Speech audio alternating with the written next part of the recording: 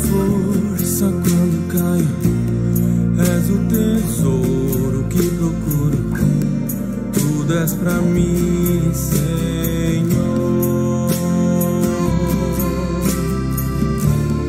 Intensamente te busquei, em desistir jamais pensei, tudo és pra mim, Senhor.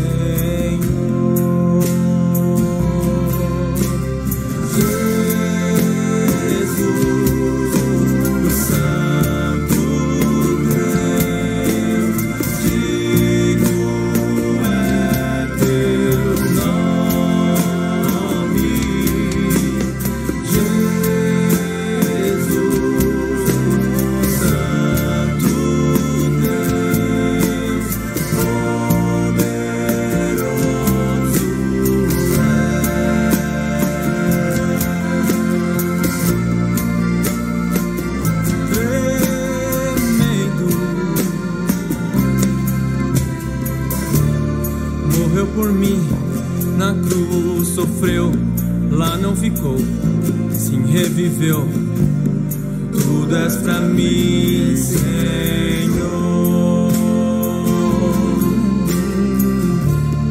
Ao tropeçar me estende a mão, fonte és de vida ao coração, tudo és pra mim, Senhor.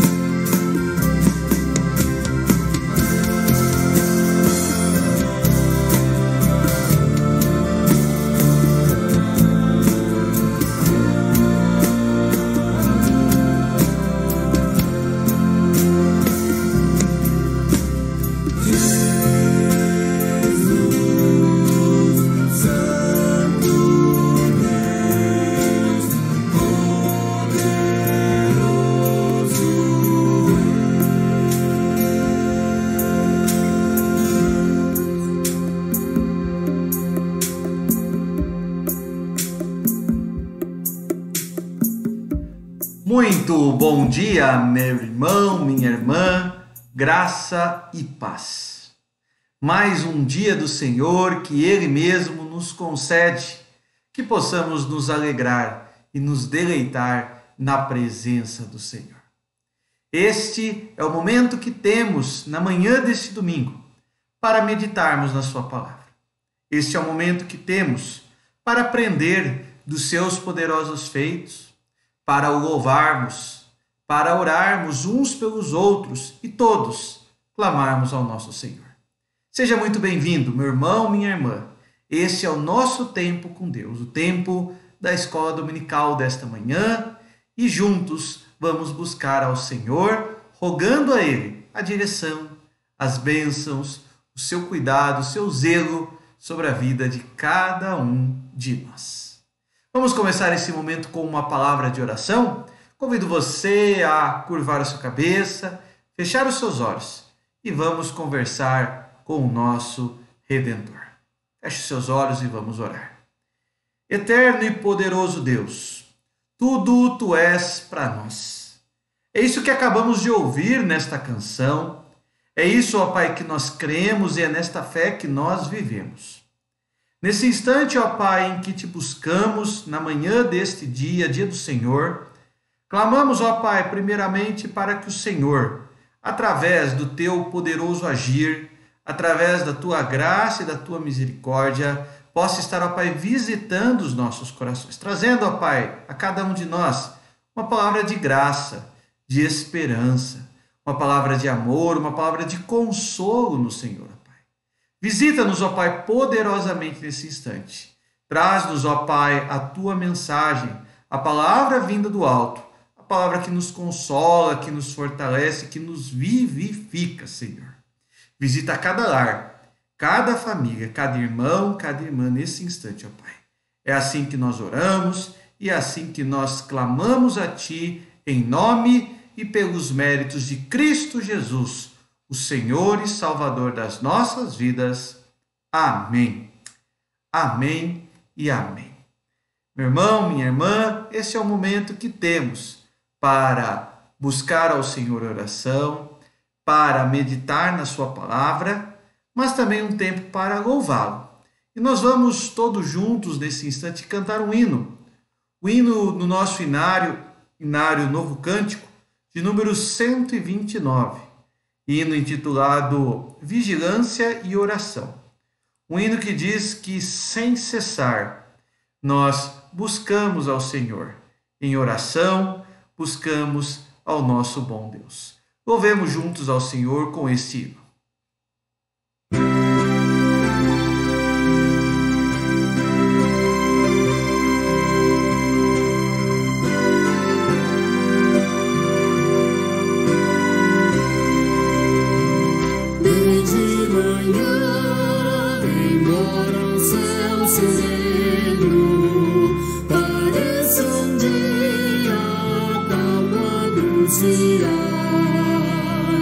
Vigiai, ora, o coração pequeno, um temporal pode abrigar.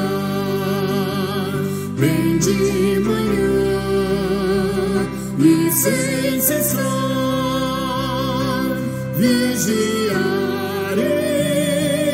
orar ao meio-dia. Os sons da terra abafam mais de Deus a voz de amor. Recorre a oração, evita a guerra e goza a paz com o Senhor. Vem de manhã e sem cessar, vigiarei, orar, do dia ao fim, após os teus ligares, relembra as bênçãos do celeste amor, e conta a Deus prazeres e pesares, repondo em suas mãos a dor. Bem de manhã e sem cessar, vigiarei, orar.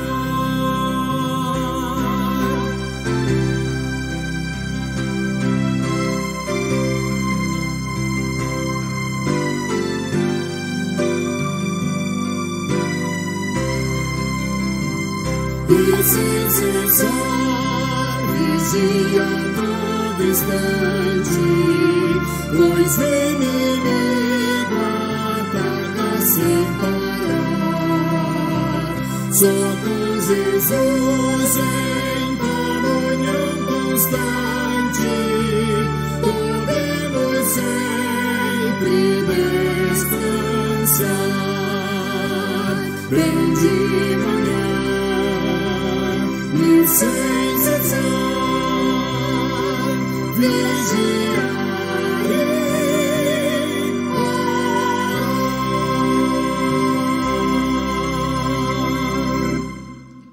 Esta é a vida do cristão, crendo e confiando no Senhor em vigilância e oração. Louvado seja o nosso bom Deus por isto. Meu irmão, minha irmã, na manhã desse dia, além de orarmos, além de louvarmos a Deus, nós também dedicamos um período, um tempo para meditarmos na sua palavra. Ao longo dos domingos, já há 3 meses, nós temos meditado sobre esse tema, superando os obstáculos. Hoje é o 13º domingo que nós estamos meditando dentro dessa sequência, encontrando histórias, palavras, biografias, personagens que nos ensinam a superar circunstâncias adversas, que nos ensinam a, pela fé, permanecermos firmes e não voltarmos para trás, e não desanimarmos e não descrermos. Hoje e pelos próximos domingos, eu gostaria que juntos meditássemos no livro de Esther. O livro de Esther. O livro de Esther é um livro que muitas vezes passa despercebido nas nossas leituras da Bíblia.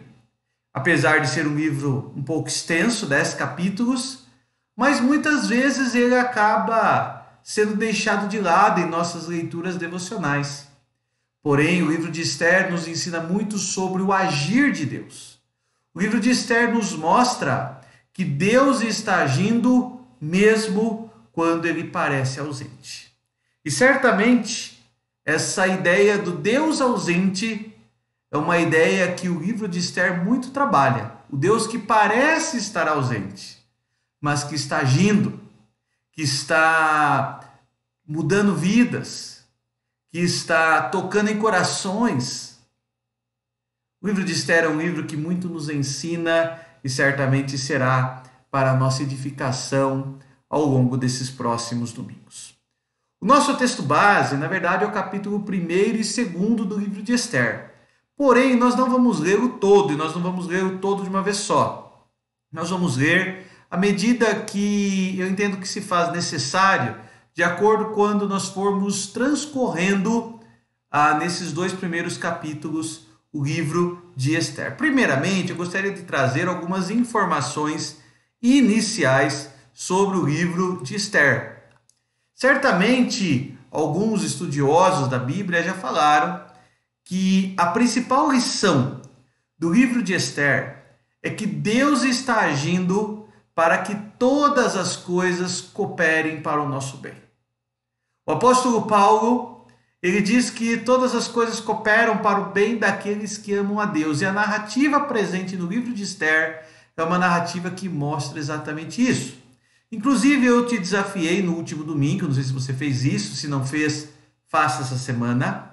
Leia todo o livro de Esther. São apenas 10 capítulos e é uma história que nos fascina, que nos prende.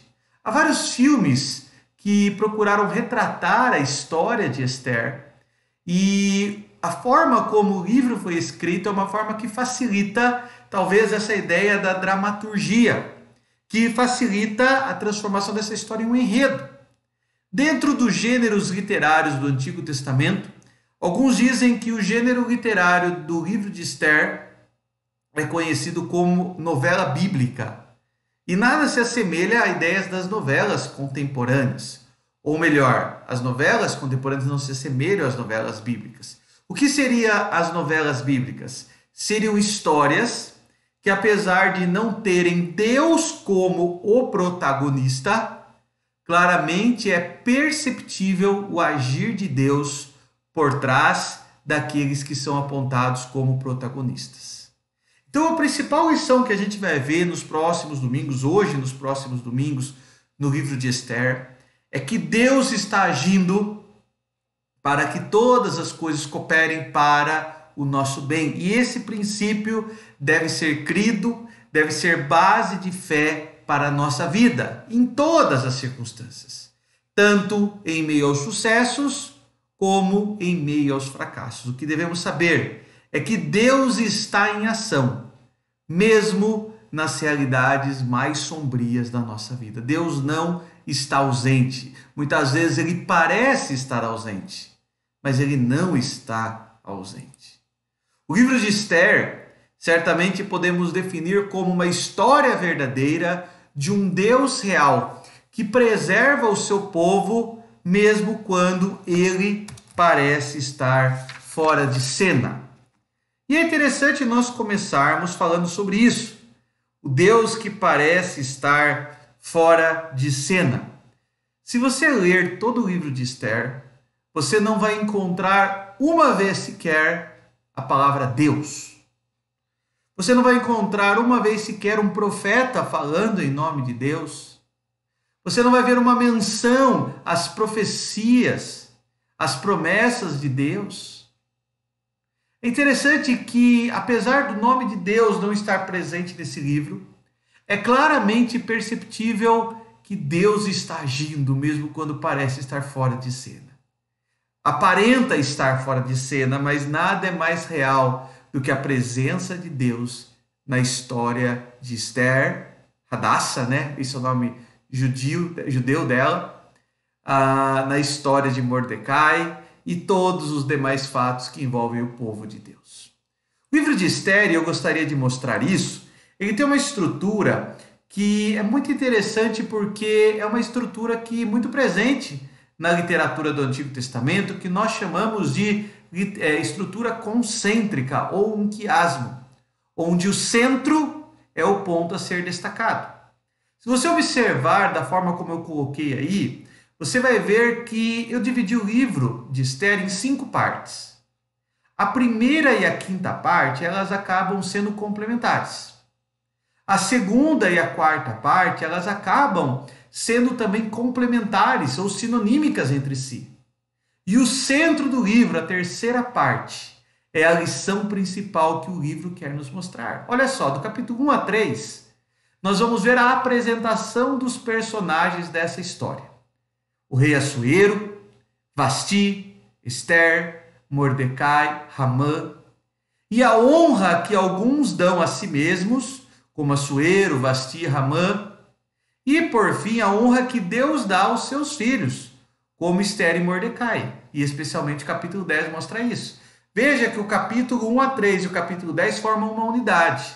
Os personagens humanos e a honra, seja a honra humana ou a honra de Deus. O capítulo 4, como o capítulo 7 a 9, mostram a fé em ação. No capítulo 4 nós temos a história de Esther e no capítulo 7 a 9 o que Deus fez por meio de Esther. A preservação dos judeus. Os judeus foram preservados de um edito, de uma lei que certamente os aniquilaria. O capítulo 4 e o capítulo 7 a 9 formam também uma unidade. E por fim, no meio de tudo isso, nós temos o capítulo 5 e 6, que mostra o agir de Deus. O agir de Deus por meio de Esther. Uma mulher órfã, judia, desprezada por muitos, mas que se tornou um instrumento de Deus na história do seu povo. Vamos começar hoje com uma espécie de uma introdução ao livro. Então hoje eu gostaria muito mais de falar sobre 4 desses 5 personagens, Assuero, Vasti, Esther e Mordecai, e procurar algumas lições na história inicial desses personagens. Ao longo dos próximos domingos a gente vai falar de Hamã, vamos falar da história em si e de tudo aquilo que envolve o livro de Esther. Primeiramente, Assuero. Quem é o orgulhoso e perverso rei Assuero? O primeiro personagem apresentado nesse livro é o rei Assuero. E é interessante que Assuero, ele se autodenomina, há registros históricos disso, Xerxes o Grande. Ele se autodenominou como o grande rei. E talvez a gente perceba não apenas esse orgulho, essa arrogância, essa altivez, não apenas nessa autodenominação, mas também nos seus atos. É interessante como Assuero, ele queria exaltar a si mesmo. Vamos começar lendo Esther, capítulo 1, versículo 1 a 4, e a gente vai ver a exaltação da glória humana por Assuero. Esther 1 a 4 diz assim: Nos dias de Assuero, o Assuero que reinou desde a Índia até a Etiópia, sobre 127 províncias, pausa um pouquinho aqui, só um efeito de comparação. O reinado de Assuero sobre os Medo-Persas é, dentro da história, o segundo maior império em extensão territorial que já existiu. Para a gente comparar, é o tamanho do Brasil, esse território aqui, da Índia até a Etiópia. Na verdade, é umas centenas de quilômetros quadrados, umas centenas de quilômetros quadrados maiores que o Brasil. Então, era um reinado muito amplo para aquela época. E esse foi o tamanho do reinado de Assuero. Continuando. Naqueles dias, assentando-se o rei Assuero no trono do seu reino, que está na cidadela de Suzã, no 3º ano de seu reinado, deu um banquete a todos os seus príncipes e seus servos, no qual se representou o escol da Pérsia e Média, e os nobres e príncipes das províncias estavam perante ele. Continuando. Então mostrou a riqueza da glória do seu reino, esse foi o objetivo desse grande banquete, dessa grande festa, e o esplendor da sua excelente grandeza, por muitos dias, por 180 dias. Meu irmão, minha irmã, imagine uma festa de 180 dias. O que Xerxes, ou Artaxerxes, ou Assuero queria, na verdade, era exaltar a si mesmo, exaltar a extensão do seu reino, exaltar o seu poder. A sua vaidade era tão grande que ele queria se mostrar como um Deus no meio daquele povo. A história de Assuero é a história de tantos e tantos outros líderes humanos que foram tomados pela sua vaidade. E tomados pela sua vaidade, eles se autoexaltam, mas a palavra diz, que os exaltados serão humilhados, Eles se autoexaltam e nessa autoexaltação, ele vai buscar prazer naquilo que é terreno e naturalmente naquilo que é pecaminoso. Vamos ler ainda Esther, capítulo 1, versículos 5 a 8. Passado esses dias, os 180 dias, então meio ano, 6 meses de festa, deu um rei um banquete a todo o povo que se achava na cidadela de Suzã, tanto para os maiores como para os menores, por 7 dias no pátio do jardim do palácio real. Olha como estava o palácio. Havia tecido branco, linho fino e estolas de púrpura atados com cordões de linho, e de púrpura argolas de prata e as colunas de alabastro. A armação dos leitos era de ouro e de prata, sobre um pavimento de pórtico, de mármore, de alabastro e de pedras preciosas. Dava-se-lhes de beber em vasos de ouro, vasos de várias espécies, e havia muito vinho real graças à generosidade do rei. Bebiam sem constrangimento, como estava prescrito, pois o rei havia ordenado a todos os oficiais da sua casa que fizessem segundo a vontade de cada um. Veja, depois de 180 dias de festa, o rei deu um segundo banquete por mais 7 dias, mais uma semana de festa. 6 meses de festa para o rei, os príncipes e a corte. E agora 7 dias de festa para todo o povo. E é detalhe, nessa segunda parte aí, a Assuero diz para todo mundo: bebam e bebam muito. A imoralidade, todo tipo de pecaminosidade, todo tipo de lascívia, todo tipo de altivez e orgulho humano estavam presentes nessas festas. Assuero, movido pelo seu orgulho, pela sua vaidade, mostra-se como um rei que tenta se autoexaltar, um rei que tenta ser um Deus no meio do seu povo, um rei que tenta assumir uma posição que, na verdade, expressa apenas o seu próprio pecado. Este é Assuero. Assuero, casado com a rainha Vasti.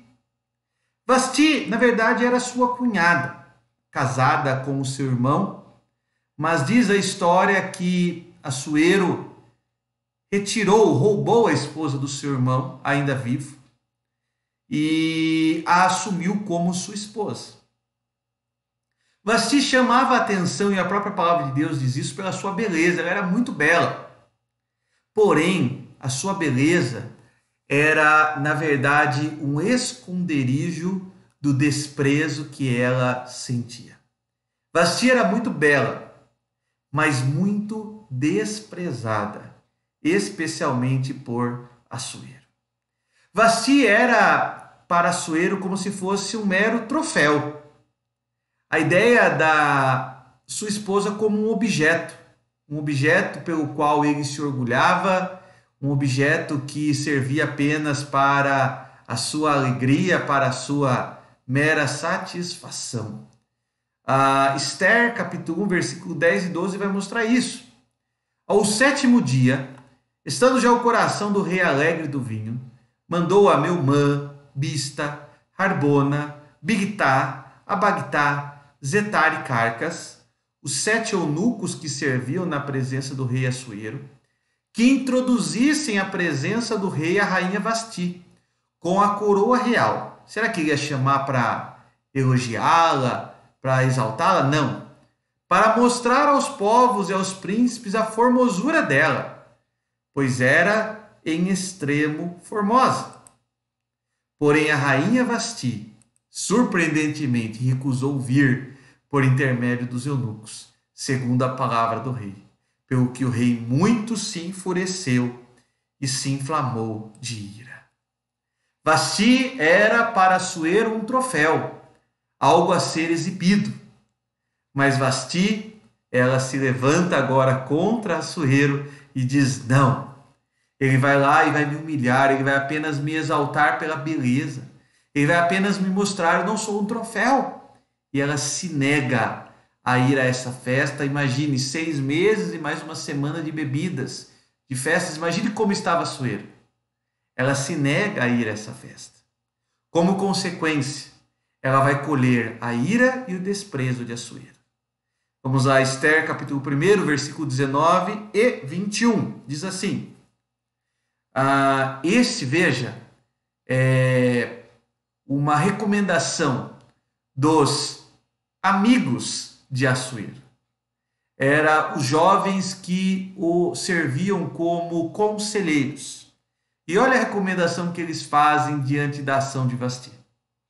Se bem parecer ao rei, promulgue de sua parte um edito real e que se inscreva nas leis dos persas e dos medos e não se revogue, nem mesmo Assuero poderia revogar essa lei, que Vasti não entre jamais na presença do rei Assuero. E o rei dê o reino dela a outra que seja melhor do que ela.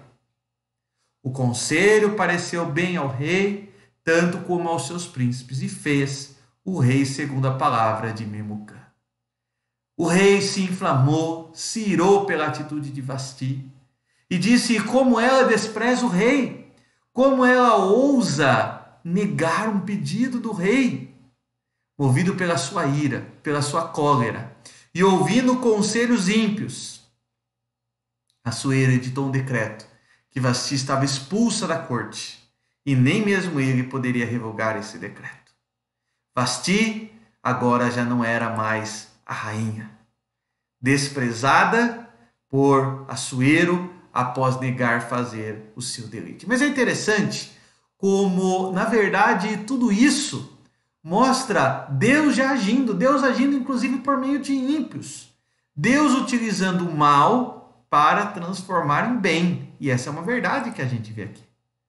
A terceira personagem que a gente vê é a pequena Esther, ou a órfã Hadassah, que era o seu nome judeu. Hadassa foi criada pelo seu tio Mordecai e ela vai se tornar a rainha dos Medo-Persas. É interessante como a história de Ester ou de Hadassa é a história da providência de Deus em curso. Ester, ela usa esse nome grego justamente para esconder a sua origem judia, esconder que ela pertencia não por vergonha, mas por orientação do seu tio. Seu tio disse isso a ela: não diga que você é judia, porque fomos há poucos libertos por Ciro.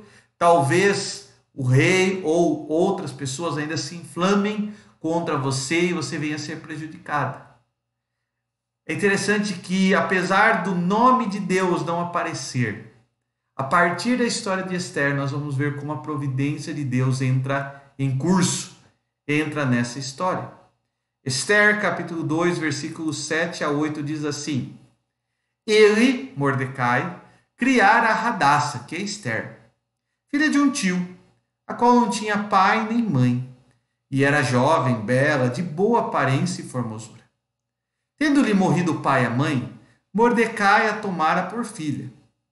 Em se divulgando, pois, o mandato do rei e a sua lei, ao serem ajuntadas muitas moças da cidadela de Susã sobre as vistas de Hegai, levaram também a Ester à casa do rei sob os cuidados de Hegai, guarda das mulheres. Ester foi levada à força.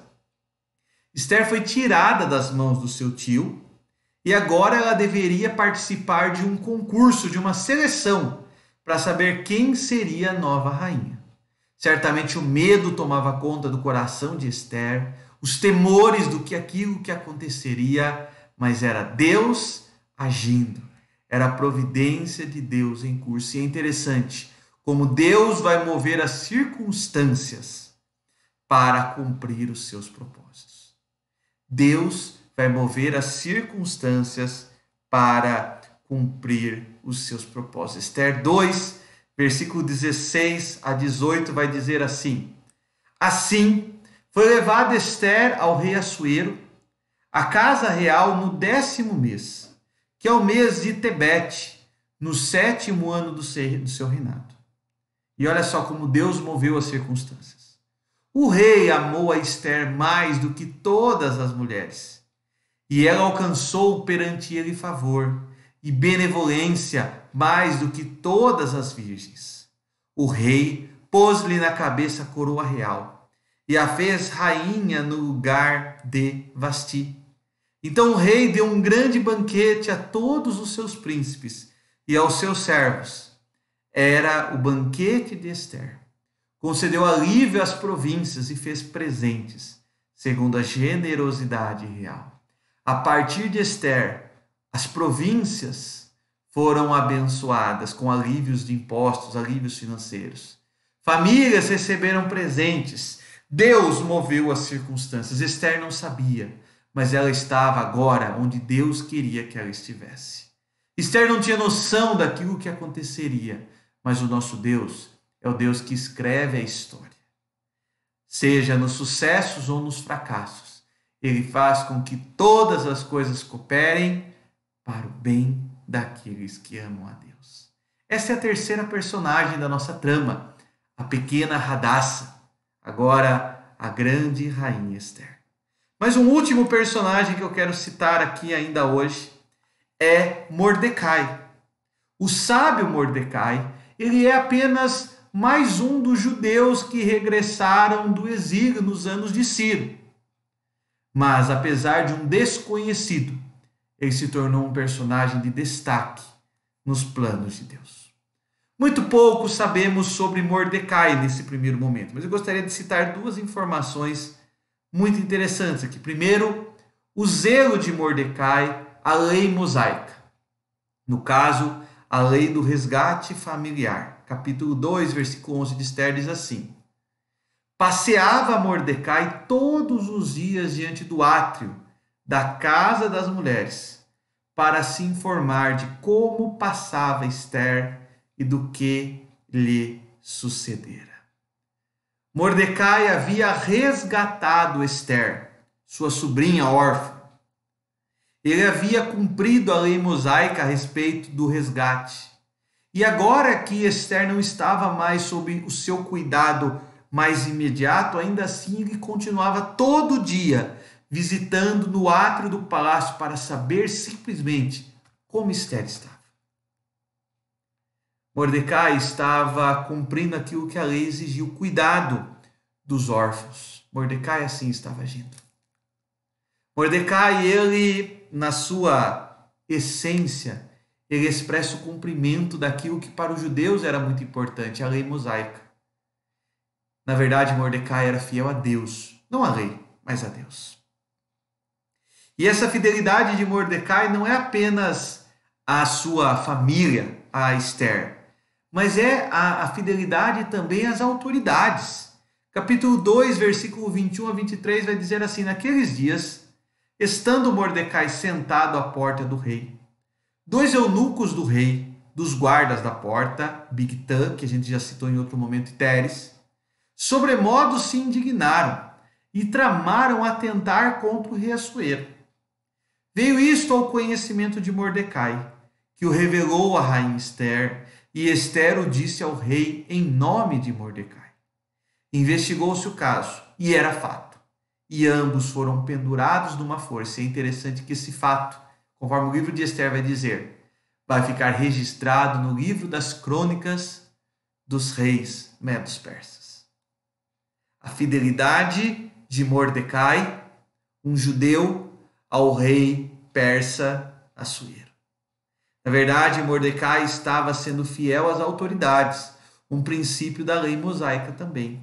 O sábio Mordecai é alguém que busca seguir a palavra de Deus, seja na lei nacionalista ou seja nos princípios morais da lei do Senhor, sendo fiel às autoridades e cuidando dos menos favorecidos, no caso, uma órfã.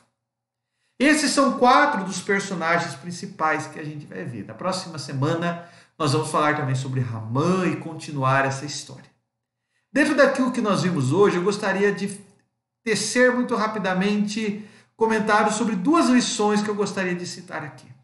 Uma primeira lição: Deus move até os ímpios para fazer cumprir os seus propósitos. Os inimigos cumprem os propósitos de Deus. Olha só, os jovens conselheiros do rei, eles foram usados para cumprir os propósitos de Deus. Capítulo 2, versículo 1 a 4. Capítulo 2, versículo 1 a 4, diz assim: passadas estas coisas, e apaziguado já o furor do rei Assuero, lembrou-se de Vasti e do que ela fizera, e do que se tinha decretado contra ela. Então disseram os jovens do rei que lhe serviam, isso tudo antes de Esther ser escolhida como rainha: tragam-se moças para o rei, virgens de boa aparência e formosura. A moça que cair no agrado do rei, essa reine no lugar de Vasti. Com isso concordou o rei, e assim se fez. Esther não sabia, mas ela estava sendo colocada no único lugar onde poderia salvar o seu povo. E ela não estava sendo colocada apenas por Deus, mas Deus estava usando ímpios para fazer cumprir seus propósitos. Jovens conselheiros do rei, ímpios. Jovens conselheiros prepotentes. Jovens conselheiros que agiram sem pensar, mas eles foram usados por Deus. Ainda no capítulo 2, versículo 9, o próprio Regai, um alto oficial do Assuero, o texto diz assim: a moça lhe pareceu formosa e alcançou favor perante ele, pelo que lhe apressou em dar-lhe os ungüentos e os devidos alimentos, como também 7 jovens escolhidas da casa do rei, e as fez passar com as suas jovens para os melhores aposentos da casa das mulheres. Esther e outras 7, 8 jovens, nesta seleção inicial, foram aprovadas, vamos dizer assim, para a última etapa. E quem aprovou Esther? Regai, um ímpio, um servo de Assuero, que acabou vendo em Esther graça de Deus e beneficiou Esther, já fazendo com que ela fosse para as etapas seguintes, beneficiando-a. Deus move até os ímpios para fazer cumprir os seus propósitos. E o propósito de Deus era colocar Esther no único lugar no qual ela poderia salvar o povo de Deus. Esther não sabia, mas Deus estava dirigindo a sua história. E ainda nessa mesma linha, uma segunda lição que eu gostaria de citar é que os pequenos servos muitas vezes fazem grandes obras. Pequenos servos, grandes obras. Deus usou uma menina sofrida e um viúvo desconhecido para cumprir seus propósitos. Deus usou uma órfã, uma mulher jovem, um viúvo desconhecido e fez ali cumprir seus propósitos. Apesar de parecer ausente na história, Deus está ativamente presente e envolvido em cada cena desta história.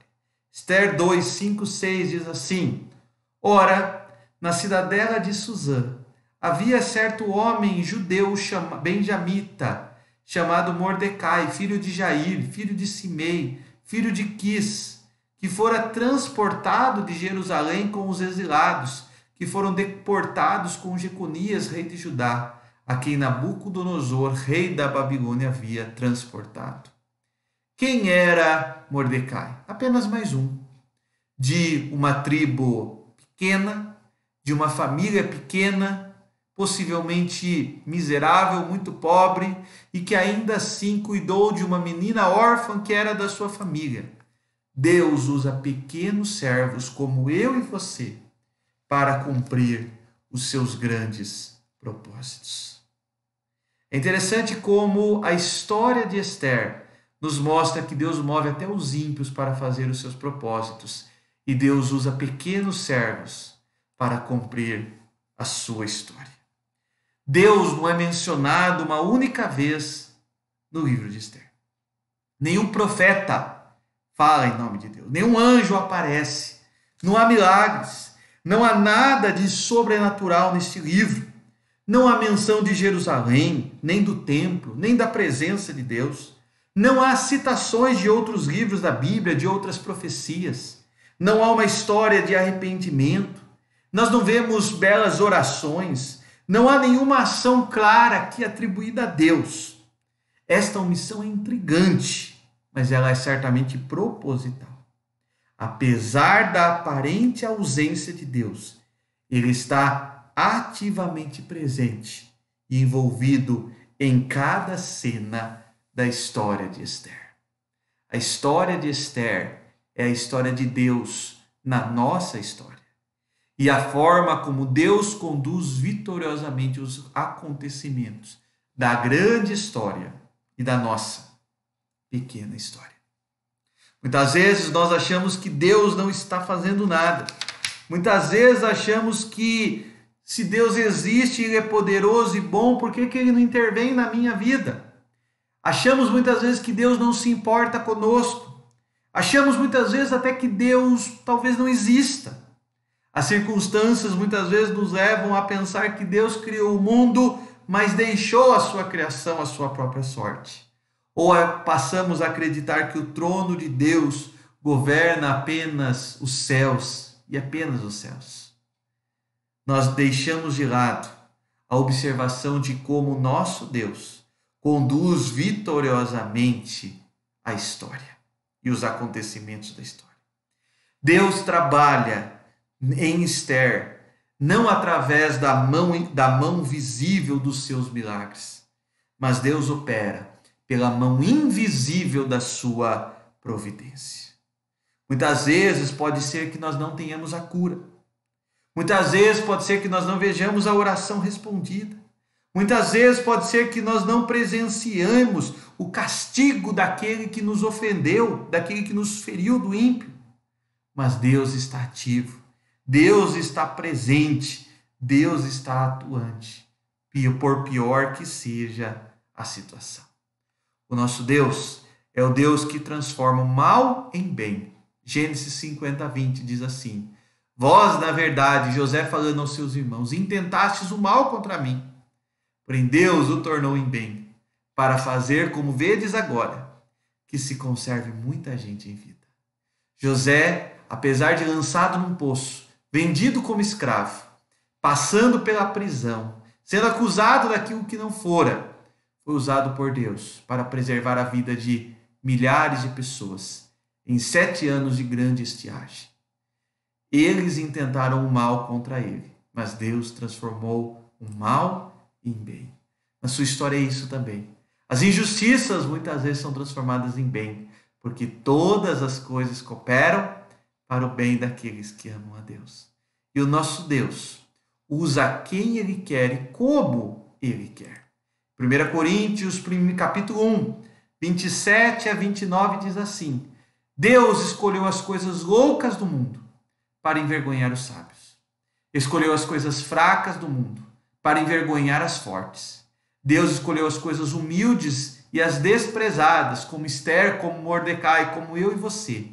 E aqueles que não são, para reduzir a nada as que são, como Assuero, como Ramã, como veremos, a fim de que ninguém se vanglorie na presença de Deus.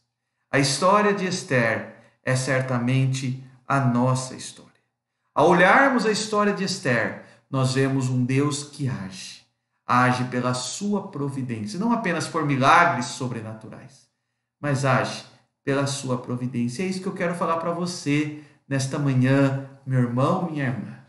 Creia em Deus, ainda que você não veja os milagres, não veja a cura, não veja a oração respondida, creia em Deus. Este é o nosso Senhor, o Deus da provisão.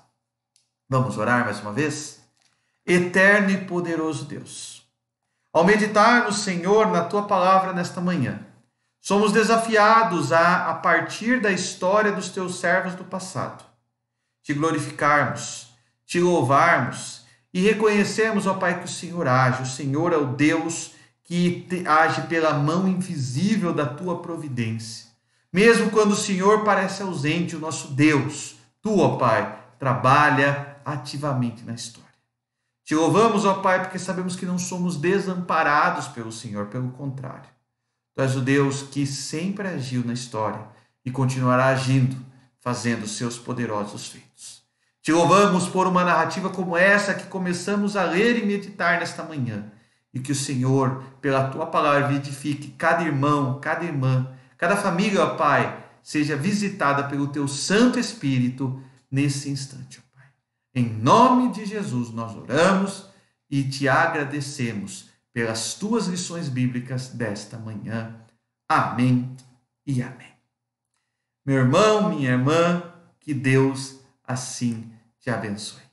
Desde já, deixo aqui o convite para você participar hoje à noite, daqui a pouquinho, né? Às 6h30, do nosso momento de culto ao Senhor.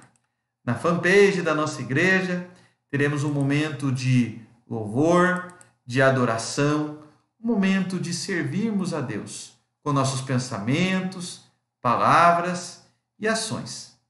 E assim, poderemos cultuar e refletir nas coisas do Senhor. Fica aí o convite para você, hoje, às 6h30, juntos buscarmos ao Senhor. Que Deus te abençoe, meu irmão e minha irmã, e tenha um ótimo domingo na presença do Senhor.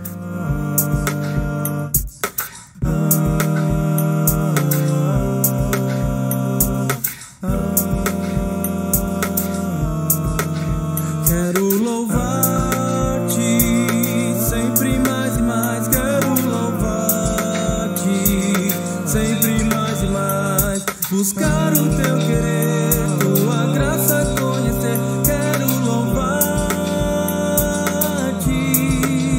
quero amar-te, sempre mais e mais. Quero amar-te, sempre mais e mais. Buscar o Teu querer, Tua graça conhecer. Quero amar-te. As aves do céu cantam para Ti, as feras do campo refletem Teu poder. Oh, quero cantar, quero levantar as minhas mãos a ti. As aves do céu cantam para ti, as feras do campo refletem teu poder. Oh, quero cantar, quero levantar as minhas mãos a ti. Quero louvar-te sempre mais e mais. Quero louvar-te sempre mais e mais. Buscar o teu querer, tua graça conhecer. Quero louvar-te, quero amar-te sempre mais e mais. Quero amar-te sempre mais e mais. Buscar o teu querer, tua graça conhecer. Quero amar-te. As aves do céu cantam para ti, as feras do campo refletem teu poder. Oh, quero cantar, quero levantar as minhas mãos a ti.